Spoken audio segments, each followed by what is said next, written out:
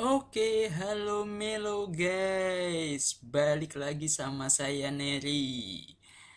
Di video kali ini saya akan melanjutkan pembahasan tentang statistika non-parametrik, khususnya untuk Wilcoxon Sum Rank Test.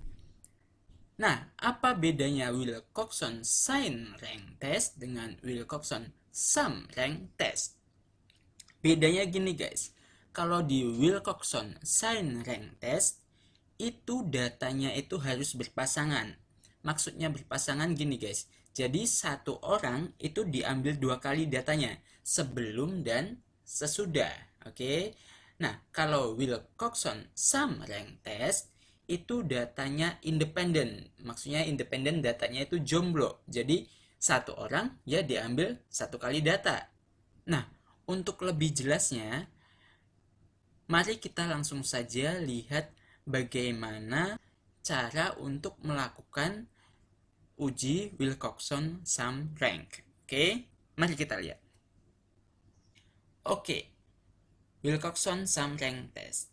Seperti yang sudah saya jelaskan sebelumnya, Wilcoxon Sum Rank Test itu digunakan untuk menguji efek dari suatu treatment atau perlakuan tertentu pada data independen atau tidak berpasangan.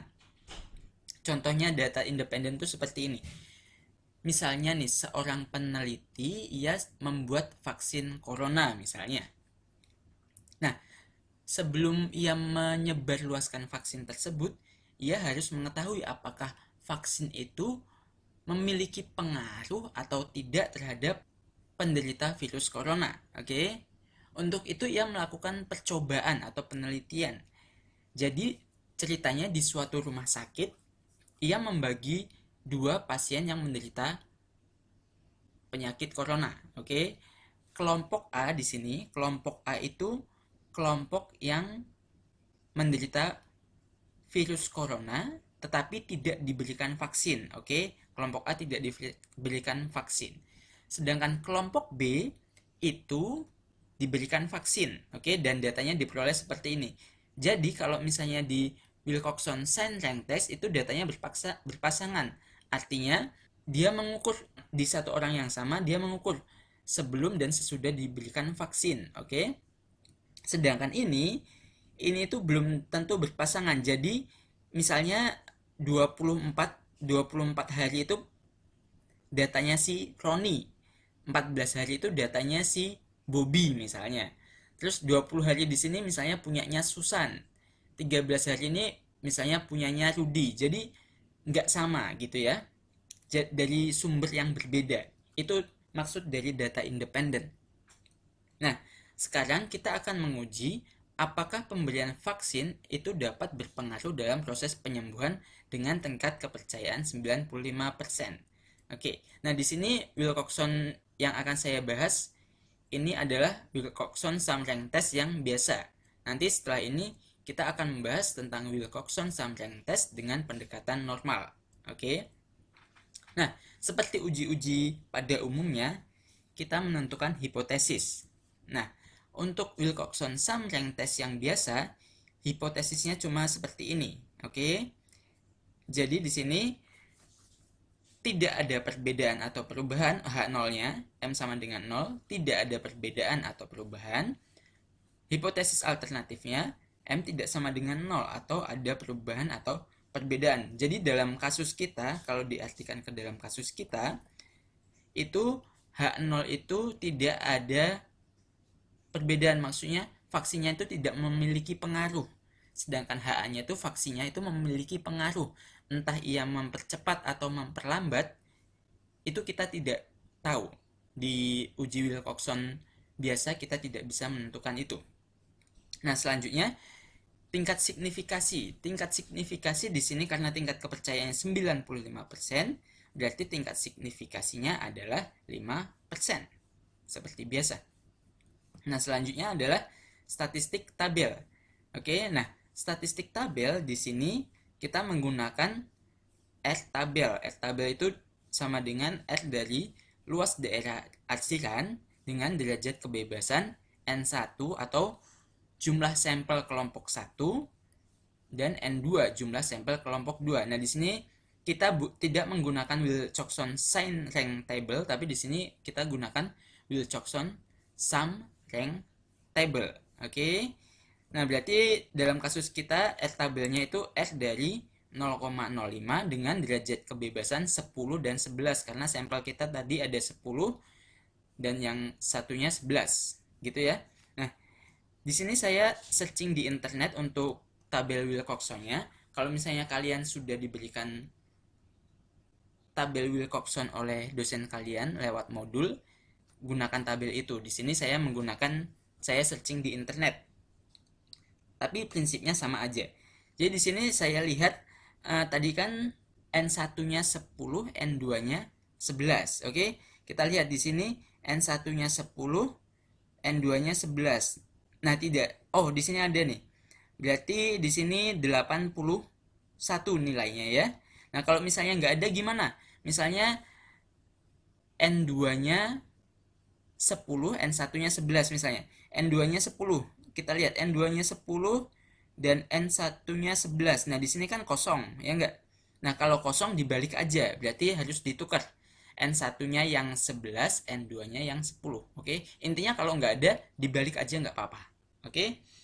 Jadi nanti di sini R tabelnya bernilai 81. Ya, kan tadi 81. 11, 10, nih 81 ya. Oke. Nah, selanjutnya kita akan menentukan statistik hitung. Nah, untuk menentukan statistik hitung, ini agak ribet, oke? Perhatikan ini baik-baik, oke? Nah, pertama kita harus menentukan ranking atau ada tahap pemberian ranking di situ. Nah, untuk pemberian ranking, nah ini ada beberapa yang harus dicek, ada dua kasus, oke? Nah, kasus yang pertama, jika N1 sama dengan N2 atau jumlah sampel kelompok 1 sama dengan jumlah sampel kelompok 2, maka perankingan dilakukan satu kali dari data terkecil ke data terbesar. Oke? Nah, sedangkan kalau N1 itu tidak sama dengan N2, maka perankingan dilakukan dua kali, yaitu dari data terkecil ke data terbesar dan data terbesar ke data terkecil. Oke? Jadi kalau jumlah sampelnya sama, satu kali. Kalau jumlah sampelnya berbeda, perankingan dua kali. Nah, kita lihat. Di kasus kita, ini jumlah sampelnya berbeda. Soalnya kelompok yang A itu ada 10. 1, 2, 3, 4, 5, 6, 7, 8, 9, 10.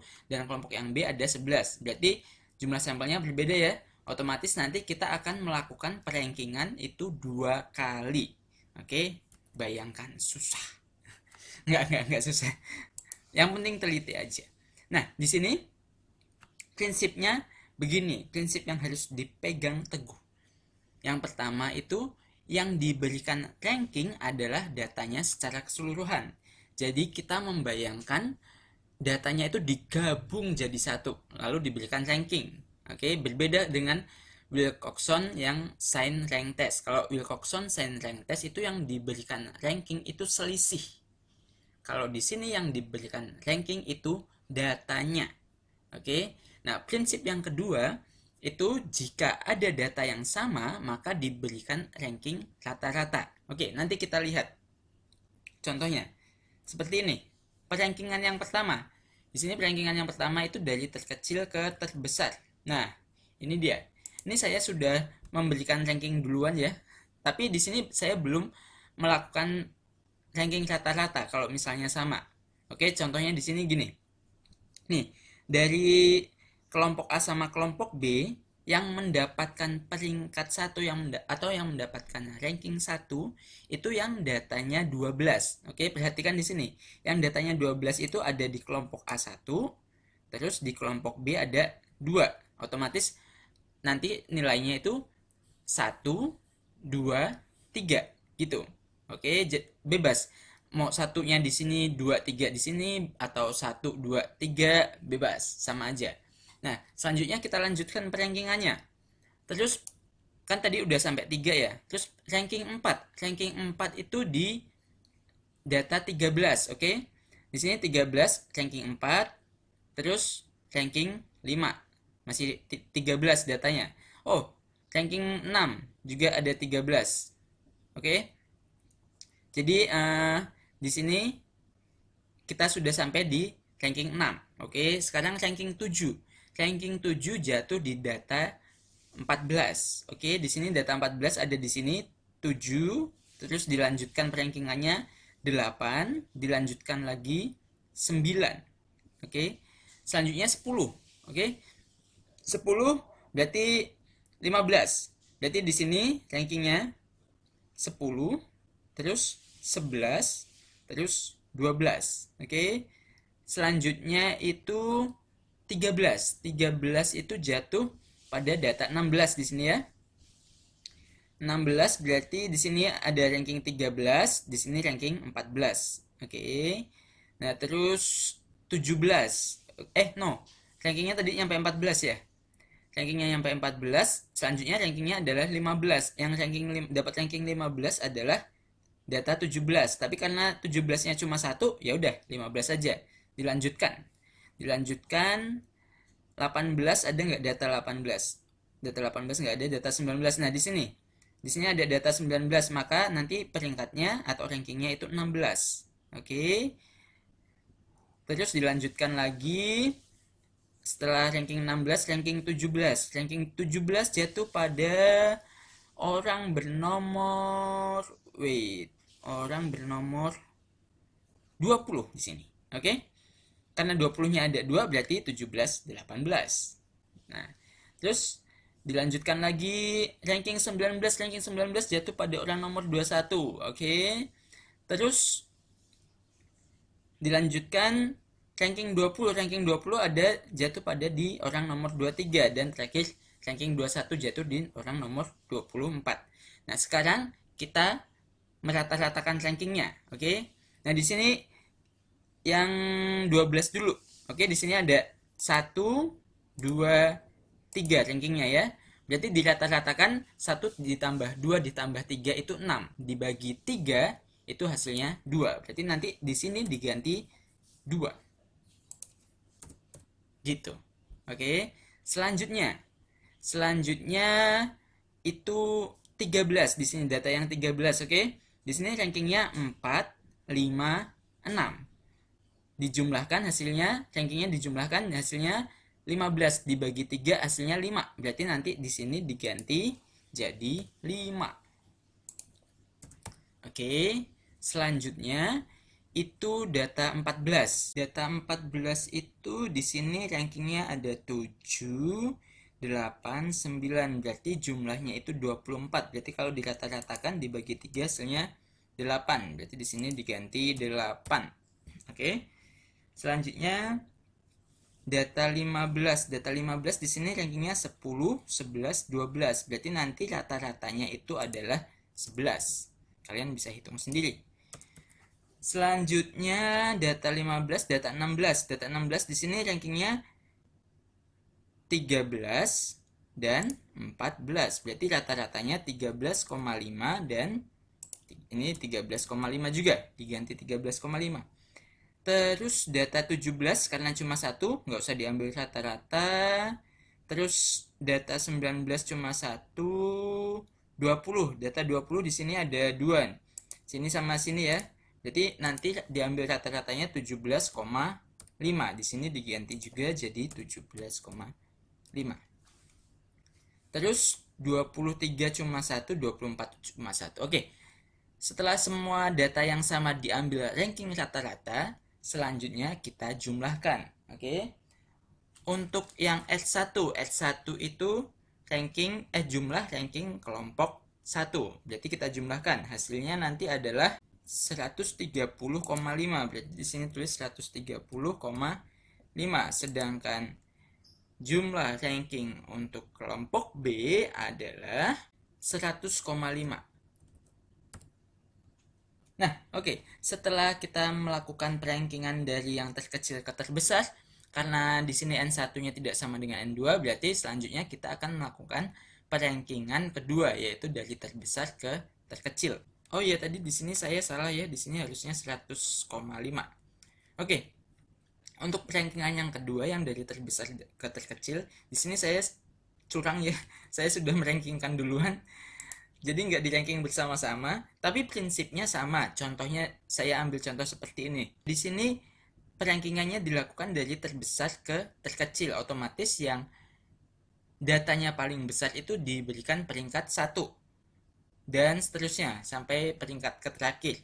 Jadi di sini data paling besar itu 24, makanya di sini ranknya 1. Terus 23 peringkat kedua, terus 21 peringkat ketiga. Nah, di sini 20 harusnya peringkat keempat dan kelima. Di sini ya, tapi diambil rata-ratanya jadi 4,5 dan seterusnya. Pokoknya semuanya prinsipnya itu kalau ada data yang sama maka diberikan ranking rata-rata. Nah, nanti kalau sudah diberikan ranking dijumlahkan, saya beri nama S1 aksen untuk ini jumlah ranking kelompok pertama dan S2 aksen untuk jumlah ranking kelompok kedua.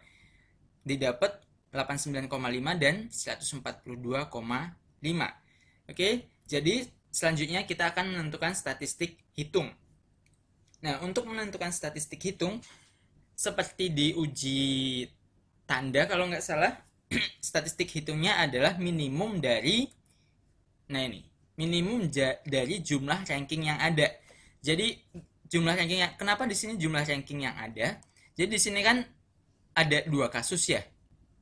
Nah, kalau di N1 sama dengan N2 kita melakukan perankingan 1 kali. Nanti di situ jumlah rankingnya cuma ada 2, cuma ada S1 dan S2. Oke. Kalau N1 tidak sama dengan N2, perankingan dilakukan 2 kali, makanya di sini ada 4 jumlah perankingan. Jadi nanti untuk kasus ini S hitung sama dengan minimum dari S1, S2, S1 aksen dan S2 aksen, atau minimum dari ya semua ini. Yang paling kecil jelas 89,5, berarti kita peroleh S hitungnya 89,5. Selanjutnya kita tarik kesimpulan. Nah, untuk menarik kesimpulan, ini dia. Ini kriteria penarikan kesimpulannya. Jadi jika S tabel kurang dari sama dengan S hitung, maka H0 diterima. Kita lihat. Tadi S tabel kita 81 kalau tidak salah. Oh ya nih, 81. Sedangkan S hitung kita 89,5. Jadi betul ya, S tabel dikurang dari S hitung. Jadi akibatnya nanti H0 diterima. Sehingga kesimpulannya, jadi pemberian vaksin tidak membawa pengaruh bagi kesehatan pasien virus corona. Nah, demikian uji Wilcoxon Sum Rank. Selanjutnya kita akan membahas tentang Wilcoxon Sum Rank Test pendekatan normal. Oke, yang kedua adalah Wilcoxon Sum Rank Test Normal Approximation. Jadi di sini saya mengambil kasus yang sama, cuma datanya saya kurangi. Kalau tadi itu datanya begini ya, ada kelompok 2 ada 10, kelompok 1 ada 10, kelompok 2 ada 11. Nah, kalau di sini saya kurangi datanya. Oke, jadi kelompok A ada 10, kelompok B ada 10. Kita ambil kasus yang sama biar saya nggak kebanyakan cerita. Jadi di sini kita mau menguji apakah pemberian vaksin, nah ini yang agak saya highlight, dapat berpengaruh dalam mempercepat proses penyembuhan. Oke, camkan itu baik-baik, ingat-ingat, mempercepat proses penyembuhan. Oke. Nah, seperti biasa kita tentukan hipotesis OO. Oke, kita tentukan hipotesis. Nah, di sini hipotesisnya jadi bisa banyak, ini hipotesis alternatifnya bisa ada 3 seperti biasalah. Nah, di sini untuk menentukan HA-nya harus hati-hati. Oke, ingat di sini HA ini penurunan atau peningkatan ini dalam segi angka, oke, dari segi angka. Lihat di sini kan kita mau menguji apakah vaksin berpengaruh dalam mempercepat proses penyembuhan, oke? Mempercepat proses penyembuhan itu artinya mempersingkat waktunya. Artinya nanti yang akan diuji adalah penurunan, oke, bukan peningkatan.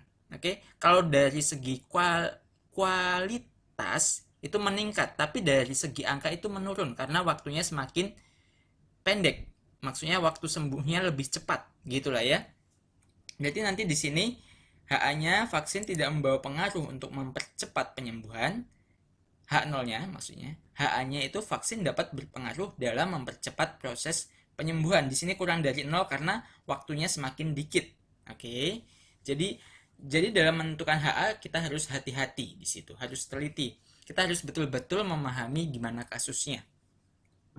Oke, selanjutnya kita tentukan tingkat signifikasi sama tingkat signifikasinya 5%. Daerah penolakan seperti biasa karena menggunakan pendekatan normal. Berarti ada kurva normal, ada 3, kita pilih salah satu. Yang sesuai dengan kasus kita itu adalah yang sebelah kanan, yang ini ya, M kurang dari 0. Nah, di sini, nah ini dia. Dimana luas daerah arsiran ini yang sebelah kiri itu 0,05. Nah, selanjutnya kita akan menentukan statistik tabel. Nah, ini mungkin buat kalian yang mengikuti video saya dari awal, mungkin udah bosen kalian ngeliatin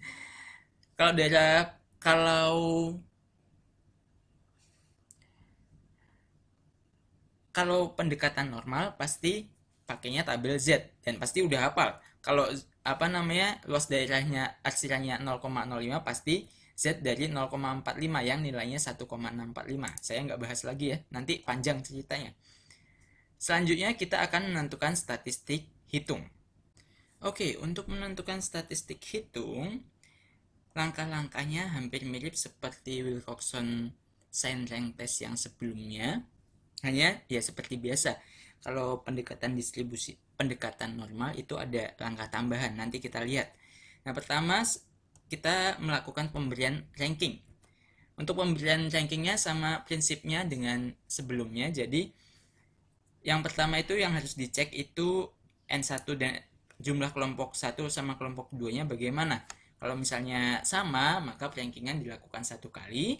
Kalau beda, maka rankingan dilakukan 2 kali. Nah, di sini di sampel kita, di kasus kita itu jumlah kelompok A sama kelompok B sama, maka nanti kita hanya melakukan rankingan 1 kali. Alhamdulillah, gak banyak.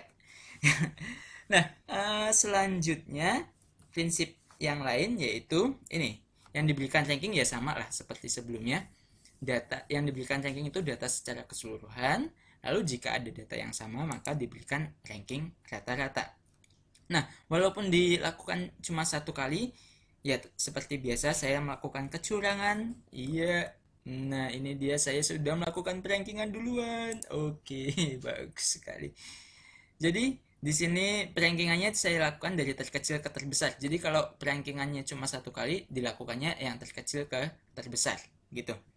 Nah, setelah selesai dilakukan rankingan dan kalau ada data yang sama diambil ranking rata-rata, ya seperti biasa dijumlahkan. Nanti diperoleh R1-nya 125,5, R2-nya 84,5. Lalu menentukan R. Biasa minimum. Nah, ini dia minimum antara 2 ini.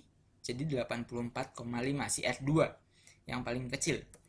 Selanjutnya statistik hitung. Nah, untuk menentukan statistik hitung, nah ini rumusnya. Wah, panjang sekali, bagus, nak. Oke. Nah, di sini ada pertanyaan. Nah, ini nih. Kenapa tiba-tiba muncul N-aksen? N-aksen itu apa sih? Nah, N-aksen itu nanti kita lihat. Soalnya susah diungkapkan dengan kata-kata. Jadi lebih enak pakai perbuatan. Begitu juga mengungkapkan cinta ke seorang wanita. Asik. No. Ya itu kalau itu betul. Jadi mengungkapkan cinta itu harus dengan perbuatan. Bukan hanya dengan kata-kata. Asik. Selanjutnya, aduh Tuhan. Oke, di sini kita perhatikan bahwa R2, nah, cara menentukan N-aksen itu seperti ini. Kalau misalnya R sama dengan R2, maka nanti N-aksennya itu sama dengan N2. Oke, nah tadi kan R-nya itu kan sama dengan R2, maka nanti N-aksennya itu N2, yang sama dengan 10. Nah, ini kebetulan aja N1 sama N2-nya sama. Kalau misalnya N1 sama N2-nya beda, ya berbeda N-aksennya ya. Tergantung ininya, yang terpilih N-aksennya itu seperti apa. Nah, kira-kira seperti itu. Lalu seperti biasa dimasukkan N aksennya 10, N1-nya juga 10, N2-nya 10, dihitung dengan menggunakan Almighty Calculator, diperoleh Z hitung sama dengan 1,55. Oke, selanjutnya setelah menentukan Z hitung atau statistik hitung, kita akan menarik kesimpulan.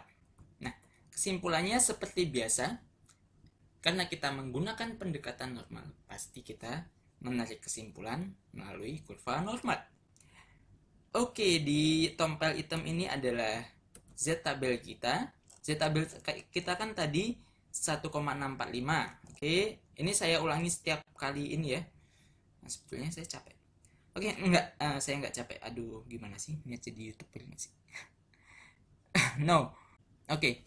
Di sini kan karena tadi Z hitung kita itu 1,645. Terus ini tompel hitamnya ada di sebelah kiri garis 0. Oke, berarti nanti di sini ada tanda minusnya. Jadi minus 1,645.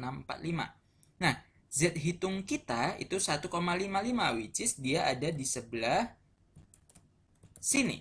Oke, di sebelah kanan 0. Dan pasti, dan pasti H0 diterima karena dia ada di luar daerah arsiran. Jadi kesimpulannya, karena Z hitung berada di luar daerah arsiran, maka H0 diterima. Jadi kita dapat menyimpulkan bahwa vaksin itu tidak membawa pengaruh untuk mempercepat proses penyembuhan dengan tingkat kepercayaan 95%. Oke, kira-kira seperti itu. Uji Wilcoxon Science Rank Test menggunakan pendekatan normal.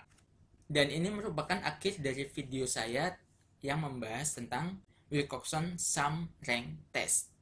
Oke, terima kasih sudah menyaksikan video saya. Semoga video saya bermanfaat bagi masa depan dan jenjang karir kalian. Asik.